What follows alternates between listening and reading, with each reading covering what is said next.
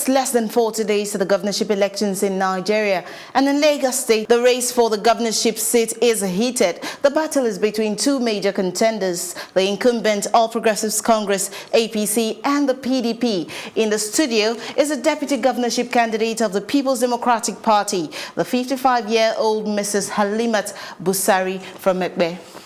Mrs. Busari, nice to have you on the show. Thank you for having me. Now, you are 55 years. You're a lady who has served, in the corporate world, and now you're getting into politics. A lot of people would think that you're rich and you're fulfilled.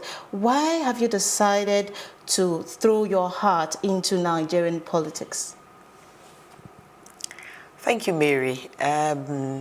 Indeed, I've been in the corporate world for over 30 years, and I think I've had a fulfilling and successful career, all praise be to God, But for me, this indeed was a call to service.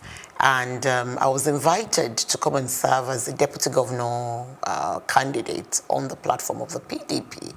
And when the initiative was, brought to me, I thought about it deep, I prayed about it, and I said to myself that this indeed is an opportunity to serve Lagos State. This, for me, was an opportunity to impact the people of Lagos. This, for me, was an opportunity to do that which I know how to do best, challenging status quo and helping to change things and bring progress.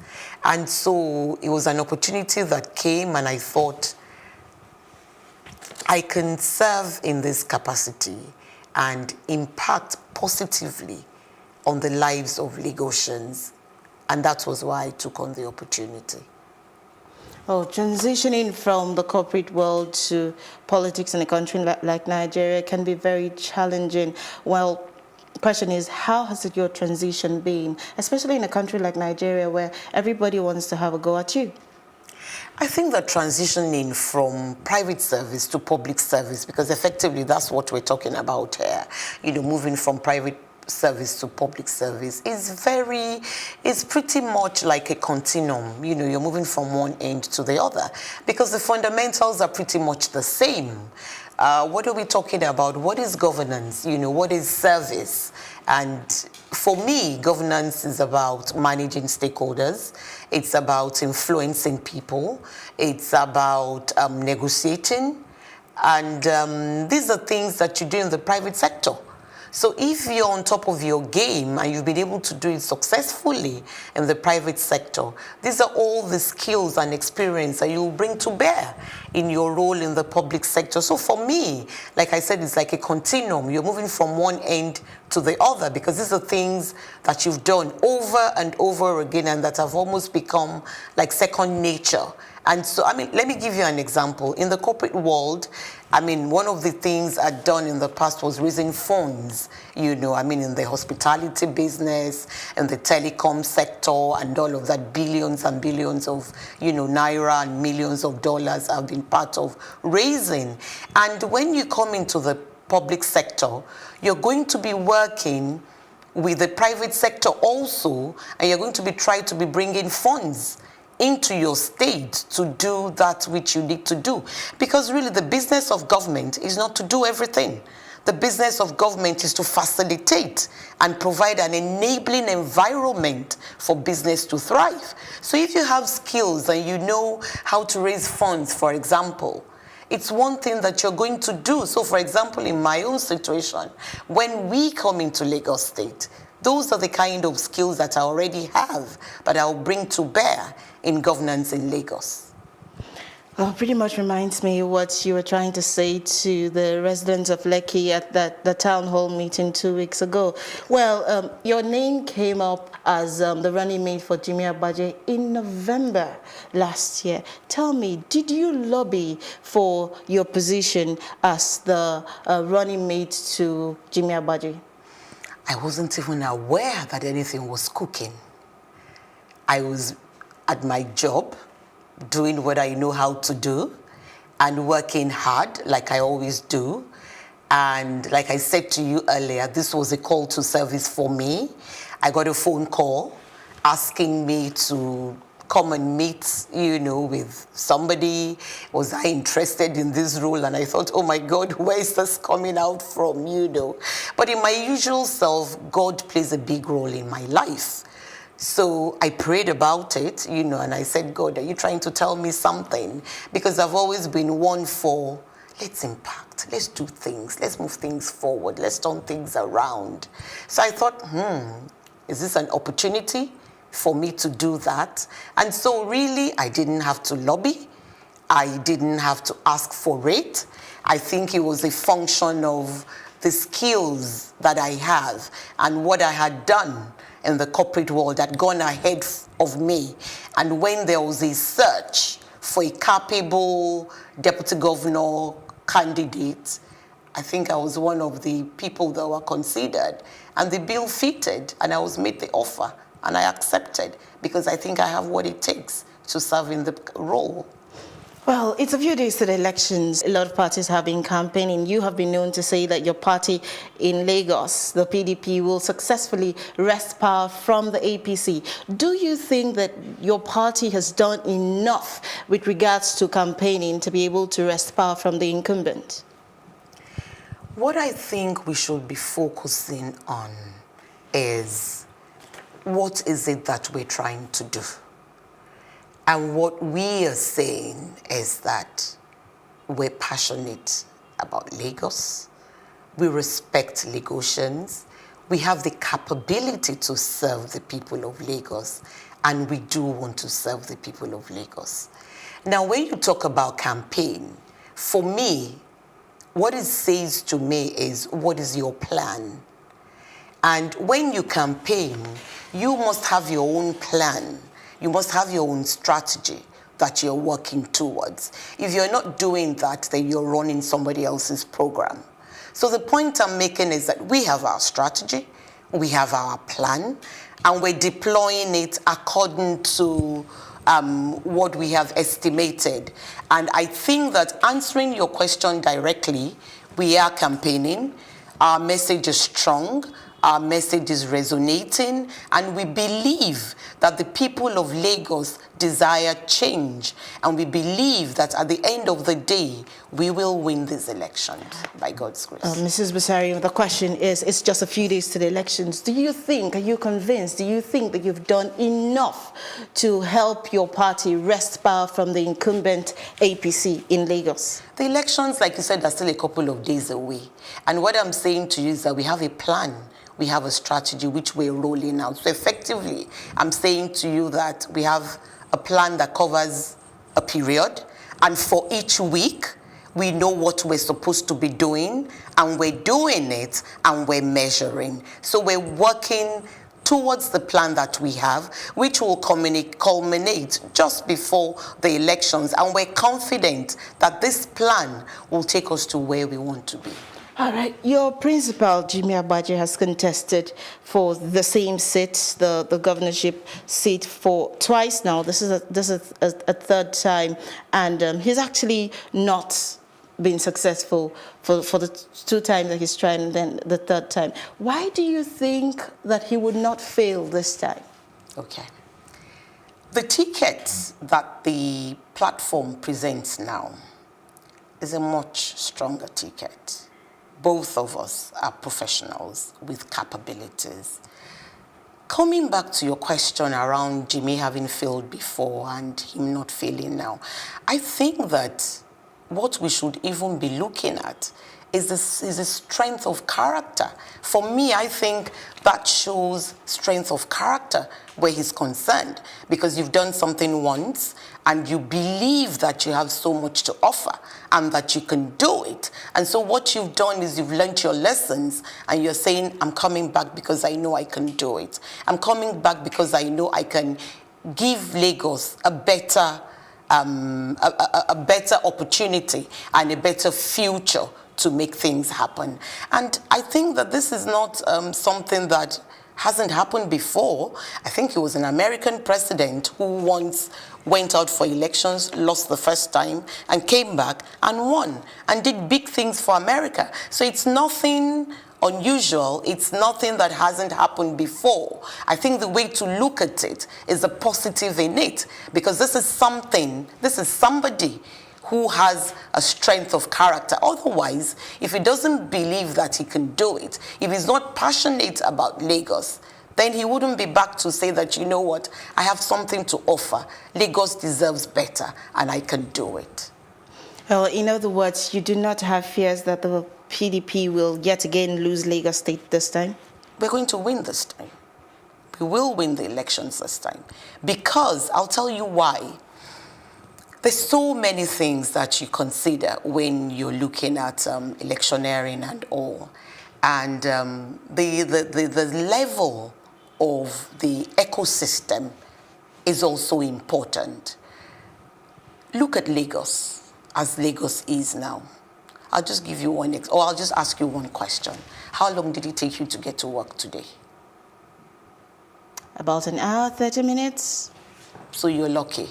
For some people, it takes them about 3 hours to get to work, sometimes more. And then you take the same amount of time going back home. Is that how we want to continue living? I'll tell you something else. The life expectancy of Lagosians is just at about 49 years old. So for some of us, we're already doing overtime, 49 years old. And what does that say?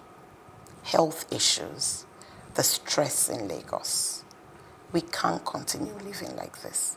And so we are saying, we can fix Lagos. And our campaign is based on a tripod. It's livability, it's economy, and it's the future. And what are we talking about in livability? We're saying, how healthy are Lagosians? The health system. Is it reliable? Do you get to the hospitals, the health centers, and find doctors and medication? It will interest you to know that the ratio of doctors to patients is about 1 to 100,000. We're saying that education, we still have schools in Lagos where children sit on the floor. What kind of learning do they want to do? How do you teach children who are sitting on the floor? Schools in Lagos in 2019 where students still sit on the floor. What are you teaching them? What's the curriculum? Are you preparing children for the 21st century? Are you making them globally competitive from when they're in primary school? Do they have access to internet? These are the questions we're asking in the public schools. Their teachers, their infrastructure. And what we're saying is that we have a solution to all of that. And you know what? We're saying that schools, education is going to drive the economy in Lagos. So we're saying we're going to run an education economy. And what does this mean? So you have a school in a community. First, we're going to look into the local governments. The local governments must be up and running because they are the ones who understand the communities. So you have a school in a community. We're saying the infrastructure in the school will be fixed. So you're providing jobs. You're going to fix the schools. You're going to rebuild it. You're going to check their curriculum. We're going to look at their teachers. Are they well paid? Are they happy? Their welfare? Can we bring on more teachers? We're going to build roads that lead to the schools. So employment. We're going to provide water for the schools so that the children don't fall ill. We're going to provide power. And we're saying that in doing all of this, we're going to reserve 10% of all of that for women and the youth, all the work that we will generate. So we're going to jumpstart the economy of Lagos once again. So we're going to do that.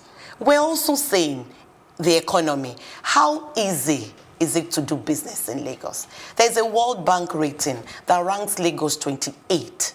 Out of the 36+1 states in Lagos. And Lagos is the center of commerce. So what are we saying? We're going to make sure that it is easy for people to run businesses in Lagos. We're going to make sure that we provide an environment where we can attract capital. That is something I know how to do very well. So if you create an enabling environment, capital will come into Lagos. And when capital comes into Lagos, it will boost the economy. Like I said to you, it's not the business of government to do everything. The business of government is to create an enabling environment for businesses to thrive. We're talking about the future, infrastructure. What are we providing? Our youth, what are they doing? We don't have an alternative mode of transport. It's just the roads. We put how many cars on the roads every day? And that's why all the roads are blocked. We're saying we would look at alternative system of transportation. We have water. Bring in big ferries that will move people from one point to the other. So those are the kind of things we intend to do in Lagos. And trust me, these things are things that will change people's lives and impact how people live in Lagos.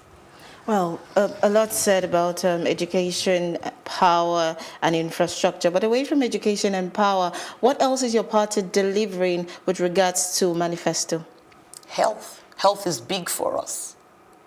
Because it is only when you have a healthy set of people that you can have a wealthy nation. They say health is wealth. I mean, it's like when you're ill, then you're not productive.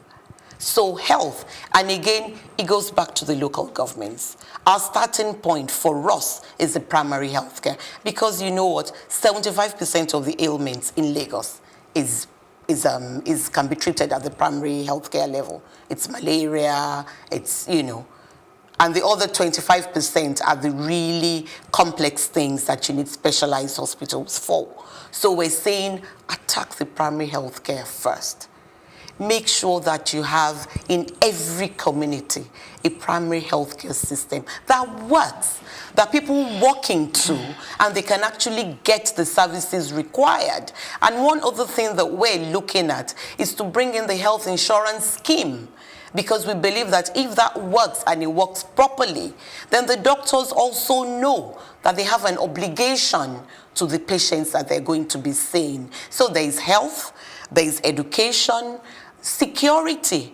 We're big on security because it is again when people are secure that they can express themselves. So we would hold meetings with the stakeholders. We would look at the authorities already in existence. As you know, the police is a national institution. However, we are a big advocate of state police.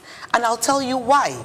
The reason being that when you are a policeman in an area, you understand the peculiarities of that area. And it is only when you understand the peculiarities of that area that you're able to provide solutions that will be effective in that particular area. So there is security. All right, thank you very much. Beautiful, beautiful. But one thing is a problem. Deputies over time having seen to be OES men. You would agree with me, wouldn't you? Well, you say so. Okay, now, how do you intend to change this perception should you become the Deputy Governor of Lagos in May 2019? Thank you very much, Mary. That's an interesting question. But the fact remains that I think that, or not that I think that, I believe that I got this opportunity in the first place because of my capabilities and because of the skills that I bring to the table. And one thing is sure, that the government that Jimmy Agbaje and I are going to run is an inclusive government. Not only will it be inclusive at the level of the headship, it's also going to be inclusive as it relates to Lagosians. And what we're going to do is to have a partnership. This is something that's been discussed, and even in the way we're campaigning and the way we've handled our affairs so far, it's been both of us doing different things, because we know that the effective way is not for both of us to be at the same place and to be doing the same things at the same time. So we've mapped out the work and we're doing, okay, so you are covering this, I'm covering that. We're already doing that at the campaign stage. And so by the time we come into power, it's going to be a partnership, because trust me, there's so much to do. There's so much to turn around in Lagos that only one person can't attend to. Okay, so we're going to ask Mrs. Busari a lot of questions, but that has to be right after this break. Welcome back. It's one-on-one. Just a few days to the governorship elections in Lagos State, and we've been speaking with Mrs. Haleemat Busari, who is the running mate of Jimmy Agbaje of the PDP. Well, a lot of things have been said from your party, saying that you're going to deliver on power, education, to a more ambitious one now. Your party is saying that as soon as you come into power, you will work on demolishing the toll gates. You know, especially that's what you told Lekki residents some 2 weeks ago at the town hall meeting. Isn't that a rather ambitious campaign promise to make? I don't think so, because if you've always followed Jimmy Agbaje, this is something he's always said, even in 2015 when he ran. And this is something that we strongly believe in, and I'll tell you why. The concept of tolling is not new worldwide, you know what I mean? It's something that everybody does. However, when a road is being tolled, there is an alternative, viable, equally good road. And that's how it works. So you can't toll a road and you don't provide an alternative for people. Because the concept of tolling is that you want to get to where you're going quick and you're ready to pay for it. However, there must be an alternate route that government must provide that also gets you to where you're going, albeit longer, but of the same quality. So that's not the situation here. So you have a road that you tolled, and people are having to pay, and they don't have an alternative. So whoever decides, I don't want to go through the toll today, can't go through the alternative because it's not motorable. And that's what we're saying. Plus the fact that the road was concessioned, and government has paid off the concessionaire. So the money has been paid. So we're saying, why are we still tolling the road? So that's why we strongly believe that that toll must be scrapped. And it's not... Did you say must be scrapped? Yes, it must be scrapped. It must be scrapped for the reasons that I have adduced, because you haven't provided an alternative for the people. That's not the way it's done. You must provide a viable alternative road for people. And for as long as you haven't done that, you can't toll the road. Another issue which is big for Lagosians is the issue of waste management. How does the Jimmy Agbaje Busari ticket intend to handle the issue of waste management in Lagos State if you become governor? Waste is something that is glaring to everybody. I mean, we go round the corner in our respective homes, we see mountains and heaps of dirt. So it's not something that you need to look very far to so what see, does what would you do and differently? So what we're saying is that it's such a big problem. It's almost near epidemic. So it's something that we take seriously. And we're going to deal with waste on different levels. There's the issue of the collection of waste. There's the issue of disposal. And there's also the issue of waste to money, you know, waste to wealth. So we clear, that's a quick win, that's the first to do. You bring in a task force and you immediately clear the waste. And they were saying that going forward, you will then work with the local government and the PSPs and work out the best way of ensuring that we keep waste off our roads. This would also go into the individual homes, because you're going to have to change the psyche of the people, and that's why we say you will need to work with the local governments, because they are the closest to the communities. You have to change the psyche of the people. You have to change how people dispose of waste. We're also thinking of bringing back the health workers of old, the sanitation workers who helped to keep Lagos clean in that era when we did. And so we're going to work with the PSP, work with the local government. We're going to generate how to find a solution to this waste. We have to use technology. We have to be more forward-looking in dealing with our waste. But the first thing is to drill it down to the local government level, because that's the way it can be done quickly. They are the ones who know the community, and they operate in the respective communities. Some political analysts would say that the Haleemat Busari ticket and the campaign started a little too late, and it lacks the gusto of a campaign from an opposition party that intends to wrest power from an incumbent. Do you agree? I don't think so. I don't agree, definitely. Like I said to you earlier, we have a plan and a strategy that we're working towards, and we believe that the strategy is working.